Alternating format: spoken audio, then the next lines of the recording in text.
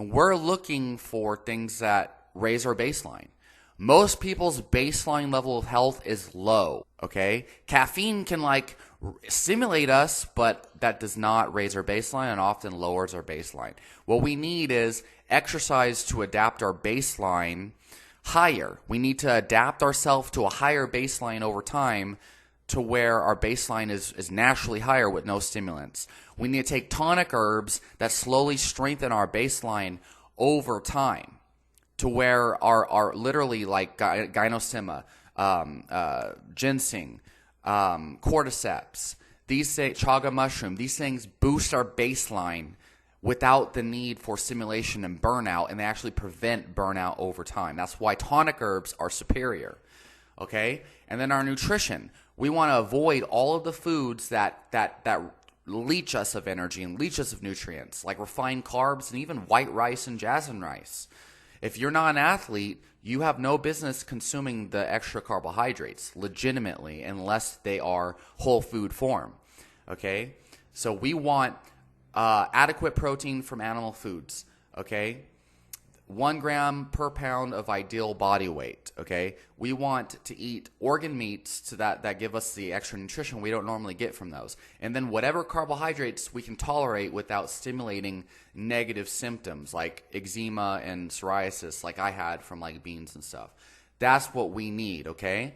And that's going to be specific to the individual. Once we have that, and then we supplement vitamins and minerals or whatever we need, that's based on blood tests that diagnose a deficiency. If you don't have a blood test of deficiency, you have no business consuming these extra B vitamins. It won't do anything for you unless you have a deficiency. And you can also just get them from your diet as long as your diet is good.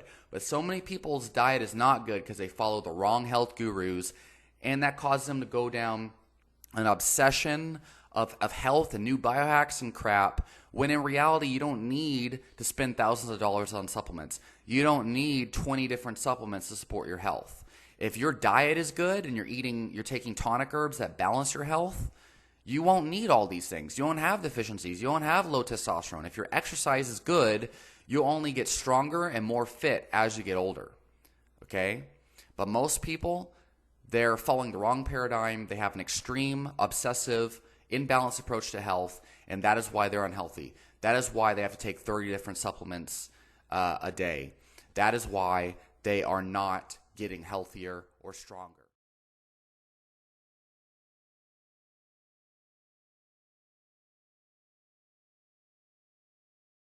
How's it going, everybody? So in this video, we're going to be outlining a basic blueprint that you can follow if you are just a regular person trying to reach optimal health, okay? And when we talk about optimal health, what we're really talking about is feeling healthier than you've ever felt in your life, okay? Feeling a lot like the health and the well-being and the clarity that you felt when you were younger, okay? So we're talking the physical well-being that most people experienced as a child or as a teenager, but without that extreme edge towards excess, okay? If that makes sense. So think about like combining the vitality, health, and energy that you had in your youth with the wisdom and the groundedness of an adult, okay? Like taking that energy and kind of harnessing it and grounding it down in reality, okay? So I recently made a rant where I just kind of went ham discussing all of the various forms that an imbalanced approach to being healthy takes shape. Being overstimulated, always looking for the latest biohack, and taking like, thousands of dollars worth of supplements. Literally, lots of these people have 20 to 30 different supplements that they're taking every single day, and their goal is to like reach this peak of health that does not exist. It's not sustainable as far as your physiology is concerned. I would wager, shouldn't be a sustainable thing for someone who's trying to be healthy. And really, it's just completely missing the mark of health. Like, if you have to take 30 different supplements and you're spending that much money on supplementation, your paradigm surrounding health is incorrect. One little caveat I'll make is that does not apply to somebody who's trying to seek optimum performance in a competitive sport, or if they're working a very intensive job or lifestyle where they are working shift work and overnights. Think about like nurses or emergency room doctors who are working very hard, like long hours. We're talking 18 hours a day or more, including overnight shifts.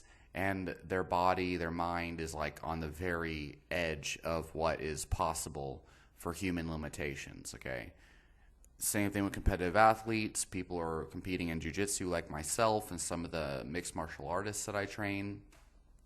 That is a completely different discussion, and those people are the ones who would benefit from lots of these more extensive protocols. But I will say, even competitive athletes that I work with and some of the people working these demanding lifestyles that I consult with are not spending a ton of money on supplements, depending on what, it's relative, depending on what you think is a ton of money. But they're definitely not taking a long list of supplements. The protocols that we use are as simple as possible. Basically, we're looking for the 20% of methods that yield us the 80% of results. We're not like these biohackers and these imbalanced health people who are focusing on the 80% of methods, like the newest biohack, the 30 different supplements they're taking that yields them like 20% of results. Okay, most people, so even within the extreme realm, would be better off with a simpler protocol. And especially those of you who are just looking to be healthy, vital, feel youthful, and not be imbalanced and extreme. Okay, y'all, howdy, y'all. I'm here from Texas, y'all. Sorry, that's my cowboy coming out. Y'all would benefit most from a very balanced and simple protocol. And that's what we're going to get into here, okay? If you're interested in optimizing your health and feeling like better than you ever felt in your life and not needing to worry about a lot of the overcomplications that you'll commonly see in most health experts who are just trying to get clickbait, get you to watch their videos, get you to be reliant on their information, get you to buy supplements, get you to buy their books. If y'all want to cut all the nonsense, this video is for you, okay?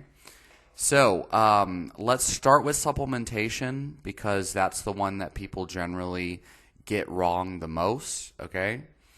So at a baseline, you need to get yourself checked for vitamin and mineral deficiencies. There are way too many people that assume that they have testosterone problems or hormone problems or vitamin or mineral deficiencies, but they've never actually gotten a blood test. So they're spending extra money on supplements when in reality they don't even know what their blood levels are. So get a full testosterone panel if you're a man, or if you're a woman, get a full hormone panel in general. Estrogen, estradiol, get your free testosterone to total testosterone, get your sex hormone binding globulin checked, okay? You need to know where your levels are at, okay?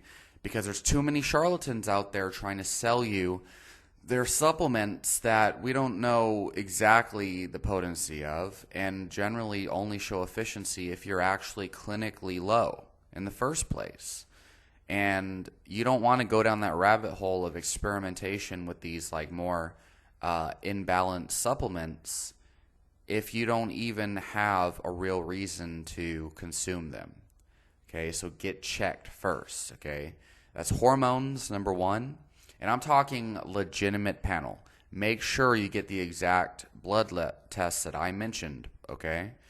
If you get your total testosterone without free T or sex hormone binding globulin, then you don't really know like the usable testosterone that's actually relevant, and it's kind of a miss, right?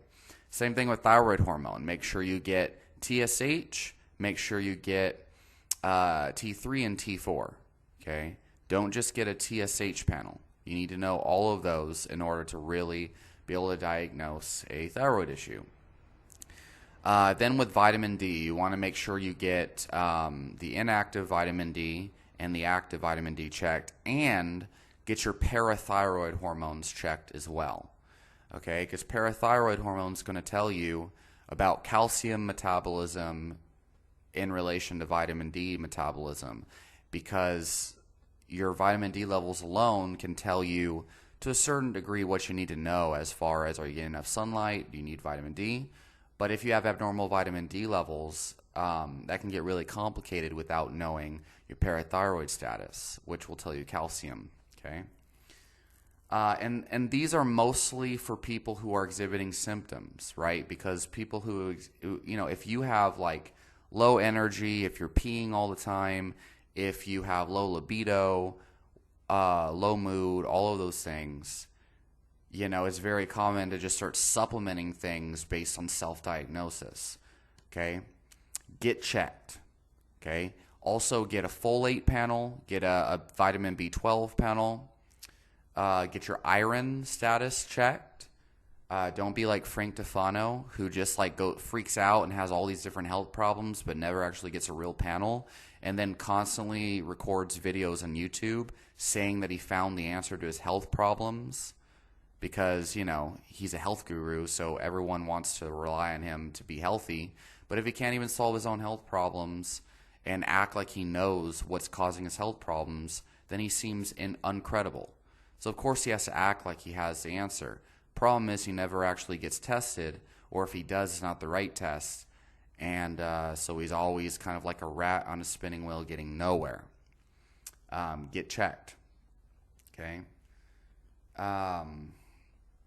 So then, after you know where all these things are, okay, if you don't have a clinical vitamin deficiency, you do not need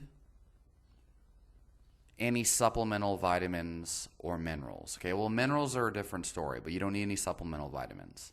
That is number one, okay? That is how you avoid a lot of just excessive worrying. That's how you avoid paying for supplements that you don't really know if you need or not.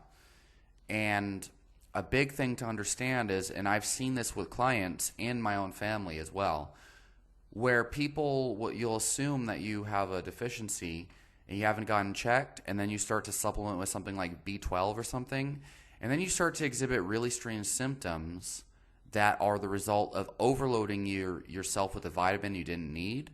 And then when you get checked, you realize your vitamin B12 or whatever the vitamin is that you're supplementing is way, way too high.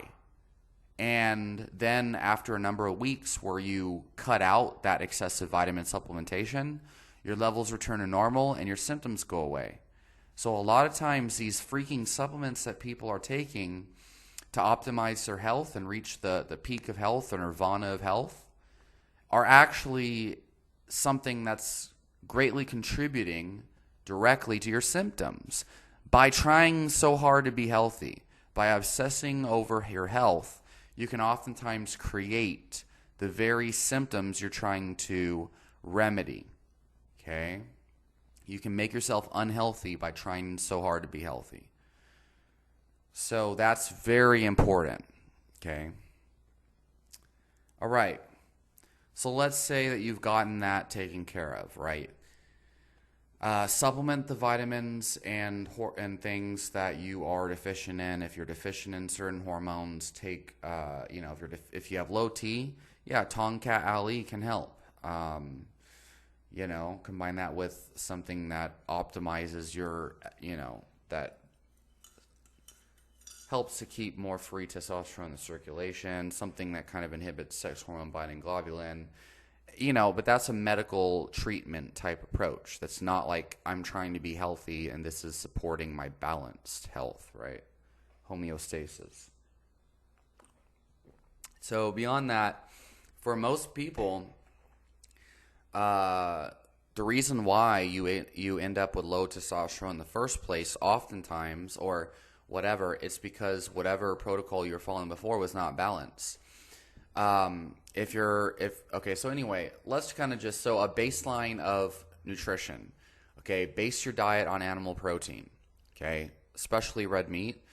Aim for 1 gram of protein per pound of ideal body weight. So if you believe your ideal body weight is 180 pounds, eat that many grams of protein. And at the lowest end, I would say 0.8 grams per pound of ideal body weight. Okay, it's probably a good metric to go for. You don't need to be too strict about that. Just at least for a week, see how you feel, because there are many studies that actually show without even physical exercise, when people start to eat ideal amounts of protein, or when they double their protein intake compared to baseline, they start to actually gain lean mass with no physical activity. And to me, that is a sign that most people undereat protein, and the body is like desiring a certain level of lean mass, but they're just not they're not giving their body optimal nutrition to support the amount of lean mass that their body is trying to put on for whatever daily activities they engage in the first place. To me, that's and not to mention satiation and preventing overconsumption of things like refined carbs and things seems to be greatly impacted when you eat optimal protein. It prevents you from being hungry for less optimal foods. Also, the vast majority of high bioavailable nutrition comes from animal protein. Don't even get me started on these raw vegans that claim you don't absorb animal protein and it just rots. Like me being on an all meat diet, I put on more mass and strength than I had previously on a more plant-based diet. Clearly my body is absorbing the nutrients, because if it wasn't, I wouldn't be putting on more muscle, especially compared to these raw vegans. Don't get me started about how they look like they're melting in their skin. They, out of all people, look like they're not really absorbing much of what they're eating. So that's just funny. Anyway, I don't want to give too much details in this, because otherwise this video will be just excessively long, and I'm trying to avoid that. So you want more information, leave a comment in the comment section, or watch previous videos where I go into very extreme scientific detail on every aspect of this. Animal protein is number one. Okay, get adequate protein. Beyond that, it depends on what you can tolerate. For people who are consuming a carbohydrate fueled metabolism, right? You should be consuming the carbohydrates that number one, do not set off symptoms. If you have psoriasis, irritable bowel syndrome, and those types of things, you need to go on an elimination diet to try to figure out what foods are triggering your symptoms, just like I did. And from there, consume the carbs that you can tolerate, okay? And I would say, if you're the average person trying to be healthy, you have zero reason to be consuming things like white rice, jasmine rice, etc. There's no nutrition in them. They're just supplying carbohydrates and calories without actual nutrition. And there's far better options that actually supply you with real nutrients. Okay, all sorts of fruits, okay? Don't even get me started on the misinformation about fructose. The fact of the matter is, most fruits, the composition of carbohydrates they contain are under like 20% fructose, okay? Something to that extent.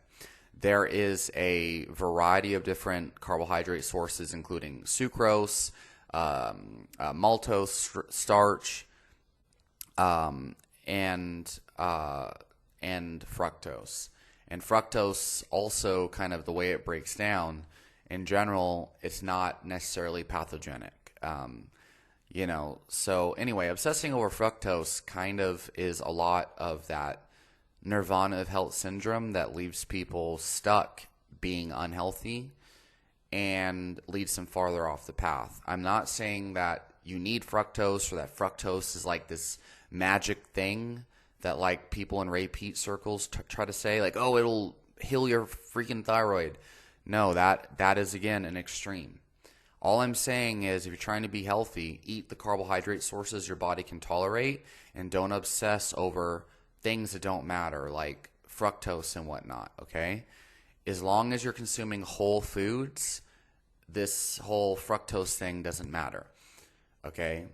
In general, if you're eating refined carbohydrates, it does not matter if it's coming from fructose or starch or whatever, because those are supplying you with excessive amounts of refined carbs that do not contain the cofactors needed to sufficiently convert those macronutrients into energy.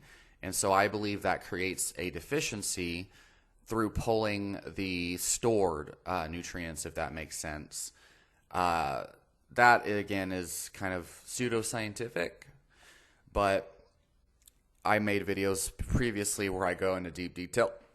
All you need to know is don't obsess, don't make it more complicated than it needs to be. Eat whole foods that you can fucking tolerate, okay? Your body doesn't really need exogenous carbohydrates. You don't need to obsess over the amount of carbs you eat unless you have diabetes. But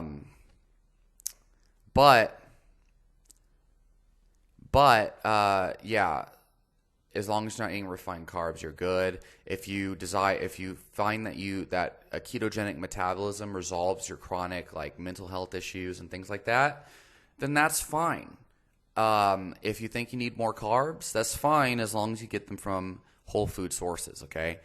So intolerances, if you can tolerate beans, legumes, nuts, and seeds, by all means, go ahead and consume them. Just understand that it really seems to be pretty common for people to develop intestinal dysbiosis and autoimmunity when they consume a high amount of these whole grains that have not been sufficiently soaked, sprouted, pressure cooked, and basically, pounded into smithereens.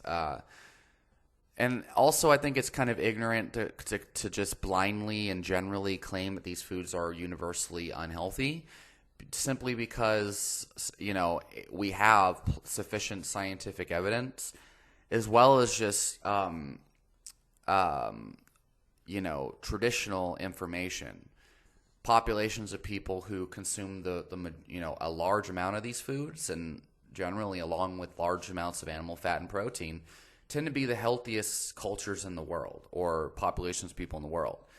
So I think it's a good kind of it makes sense to assume that these foods are not necessary for optimal health. That's obvious. You don't need like whole grains, beans, nuts, and seeds.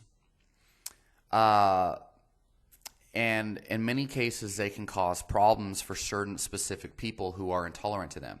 However, if you don't have an intolerance and you're just like, oh, I'm just going to eat carnivore because, this doctor said so, or it's like the natural human diet, to me, that's an extreme.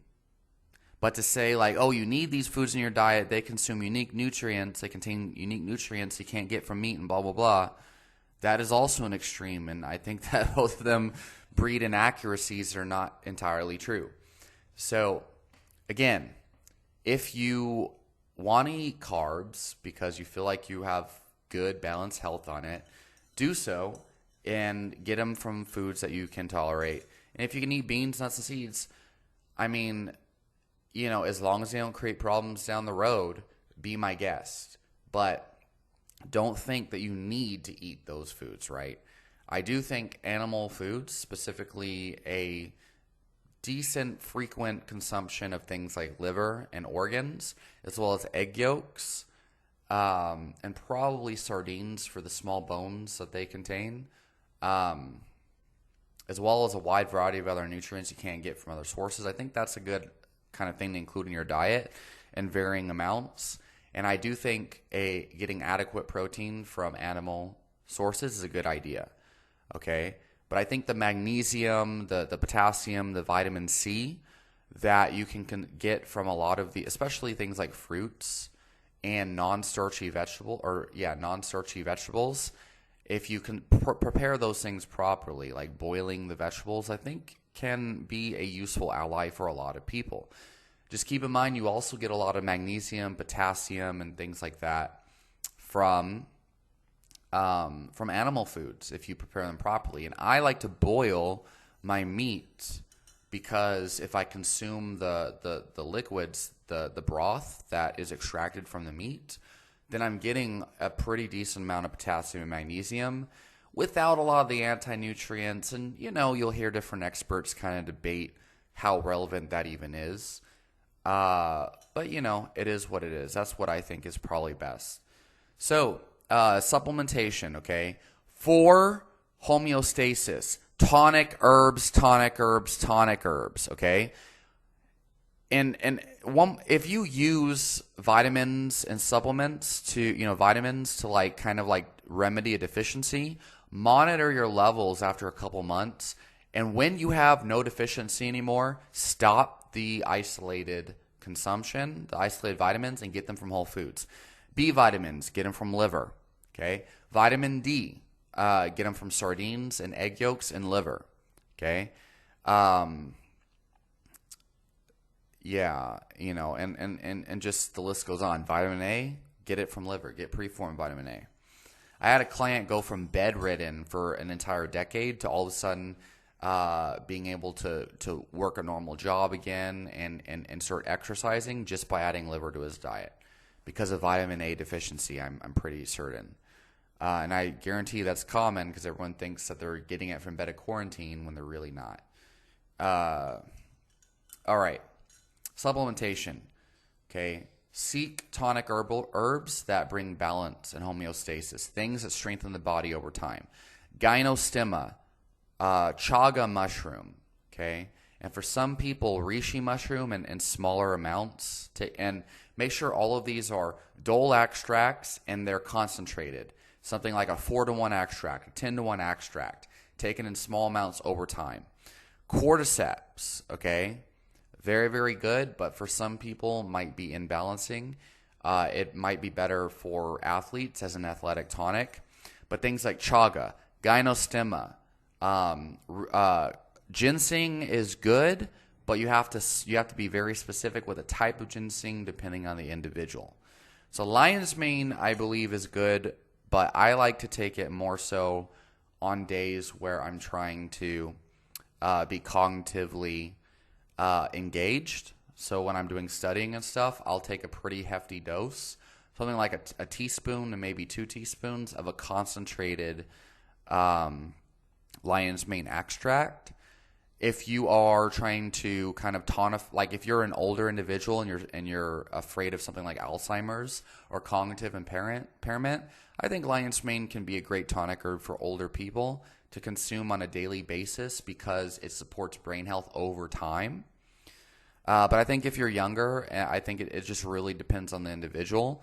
As an athlete, there's some people that kind of believe it might interfere with athletic performance. And I would not put too much weight in that, but I would just consider other tonic herbs that might be more suited for your needs.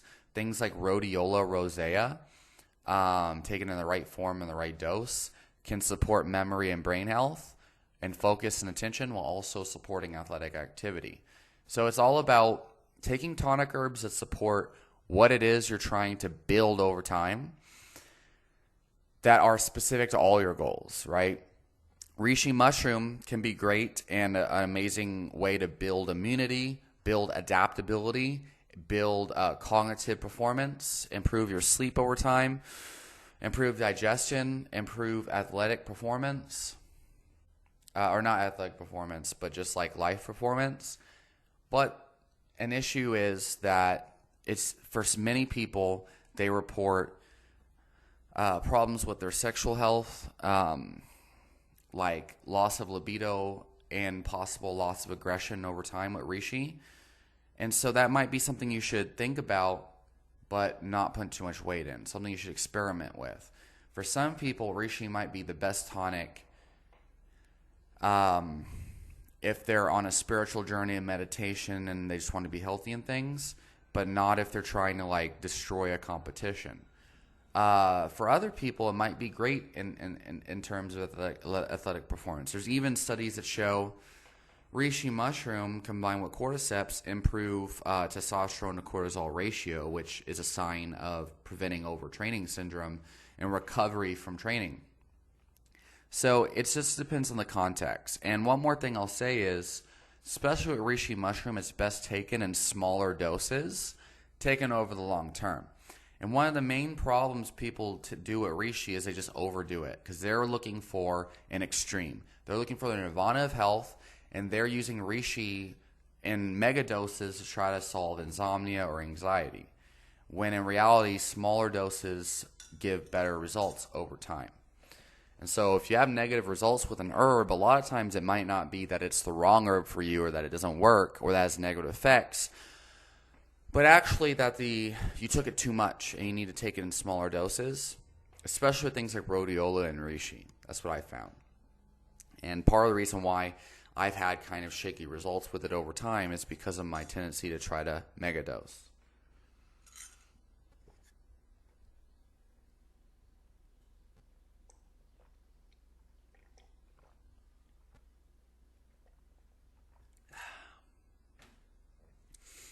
So then we have exercise and training, okay? So this is all about adaptability and homeostasis. And what we have to understand is if you feel tired all the time and you feel sore and you have a lot of pains from everyday living, a lot of that has to do with the fact that whatever you do on a daily basis, your body's always trying to adapt to. So if you're sitting every single day, or you're not really doing a lot of more vigorous activity, your body adapts to that lower. Your body adapts to not doing vigorous activity, and so what that looks like is anytime you do something that's more vigorous than you're used to, your body's going to have a tough time adapting to it. And so the idea that resting more is good to recover your body is not fully true.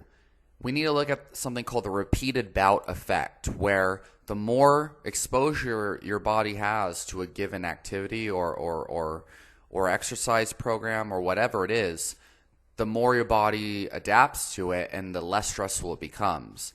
So that it means if you go out in the sun on a regular basis, your body develops a tan and eventually develops a resiliency to sunlight to where it no longer affects you that much anymore. If you go out in the hot heat, I mean, I'm sure you've all had experiences where, you have relatives or friends that come from like Arizona, or they come from like a desert place where it's like really hot, and they go to some place that's not as hot. If these people in your hottest months are like, oh, that's nothing. In Arizona, it's like really hot all the time. Like, that's hot. If you want hot, go to Arizona. This is nothing, right? And you might be dying because you're like, oh, this only happens summertime, like once a month, like, once a year or whatever, and where I live. And it's like, the reason why these people don't suffer from the heat as much as you do is because they're adapted to it, because of the repeated bout effect. If you go into a sauna on a regular basis, at first it's going to suck. But over time, your body adapts to it, and you can tolerate a whole hour in the sauna and be perfectly fine. And in fact, feel the endorphin rush when you get out. Same thing with cold showers, ice baths, and things like that. At first, it sucks, but eventually, your body builds an adaptability. You get all these like upregulation of glutathione and immune molecules and things as a response to that extreme temperature exposure. It no longer really hurts you anymore. You take cold showers every single day, you get used to it. Same thing with exercise. The more often you do cardio, the more adapted your body becomes to extended periods of activity. And so a key for youthful energy, that's another reason why children and younger people tend to be more healthy, have more energy, and higher testosterone. It's because they have a high work capacity. They've adapted their body to a high amount of a workload, and therefore they have more energy because they've literally trained their body to be adapted to being high energy. And it is a mistake to interpret the science that as you get older, you just become more fragile, you just get low testosterone, and you become weaker as a result of aging. The fact is that's not the case. The fact is when you're younger, you're always out in recess, and you're always out and about and exercising, maybe because you have more testosterone, more energy when you're younger. But you develop a high work capacity when you're younger. And the problem is people don't sustain the high work capacity as they get older because they get a family, they start working a 9-to-5 job, and their body literally adapts to sitting down and rotting over time. And even worse is there's a nocebo effect where they hear everyone else repeating, oh yeah, you just get weaker as you get older. And then they experience that in their day-to-day life because they're sitting on their ass all the time. Their body adapts to it. And then they have a no energy or testosterone as a result. And so then they're like, look, yeah, the science says this and that, that as you get older, you become weaker. Therefore, age causes weakness. And that reflects my experience. And then someone like me comes along and they're like, well, the reason why you have low energy as you get older is because you don't really do jack shit, And you have to slowly build back the fitness that you had as a child in order to experience the energy. And then, it won't matter how old you are. And then they're like, oh, yeah, well, that's easy for you to say because you're like 30 years old. I'm 32. And it's like nothing I say can really because these people want to believe that they're lazy because they're older. They don't want to believe that they have low energy because they're lazy and age has nothing to fucking do with it. So you need to focus on building health, building resiliency, building fitness over time. Becoming stronger has to do with adapting yourself to the type of strength you want to achieve. It doesn't necessarily mean lifting weights. That just means being healthy, getting into shape. You know what I mean? If you want to have the energy to live a really active lifestyle, if you go on vacation, let's say you go to I don't know, I'll say California on the beach, not Las Vegas. That popped in my head. Las Vegas can mean a lot of things to different people. Let's say you want to go to San Diego, California for a vacation, and you're going to be walking through the malls and stuff all the time, and you're going to be going on the beach and having fun with your friends or whatever. And you never do anything that vigorous, right? If you have not built the work capacity to do that in your normal routine and you go on vacation, that shit's going to wipe you out. And you might have a fun time due to the excitement and the new experience, but it'll be very hard for a lot of people to sustain that. And you're going to be dragging and crying and complaining the whole time. Like, oh, I don't want to walk. Oh, this is too much.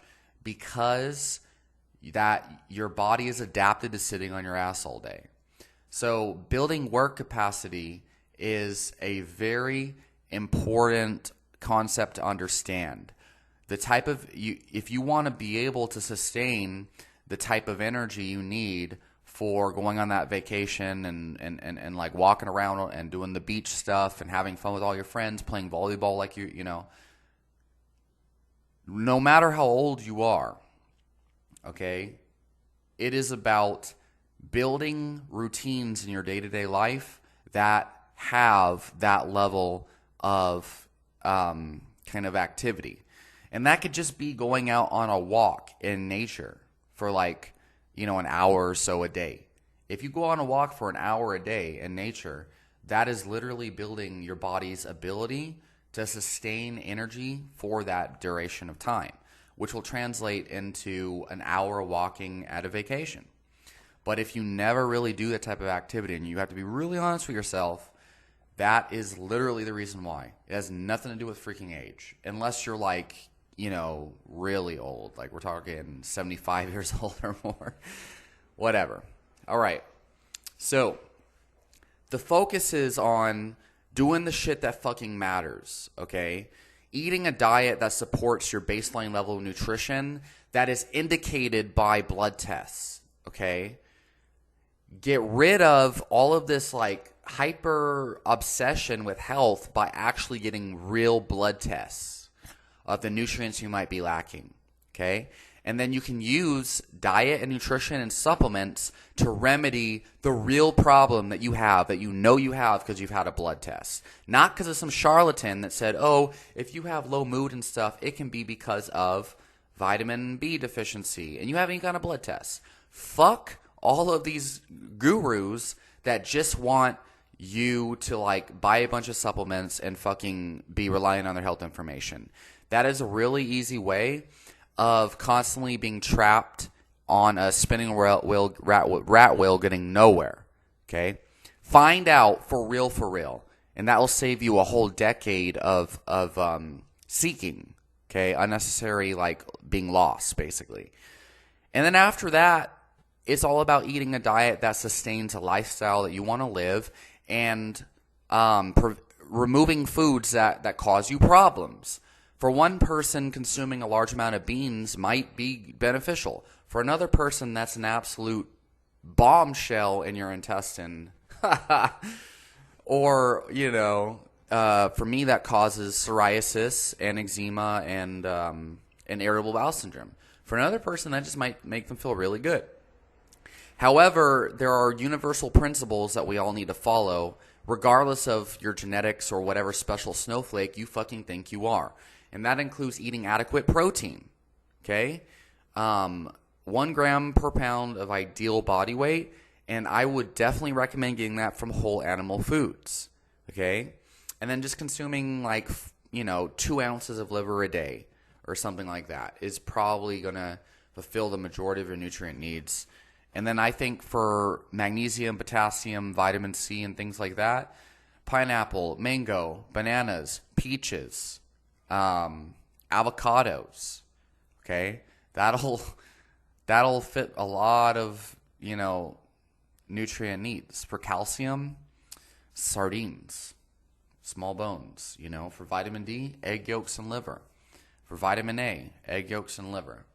All right, and then use tonic herbs to help bring adaptability to your life. A lot of these tonic herbs, the main thing that they do is they strengthen the body's baseline over time, okay?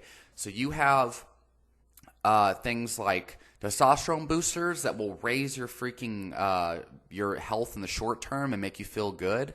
You'll have dopamine boosters that raise your short term your energy in the short term, and caffeine that stimulates you in the short term.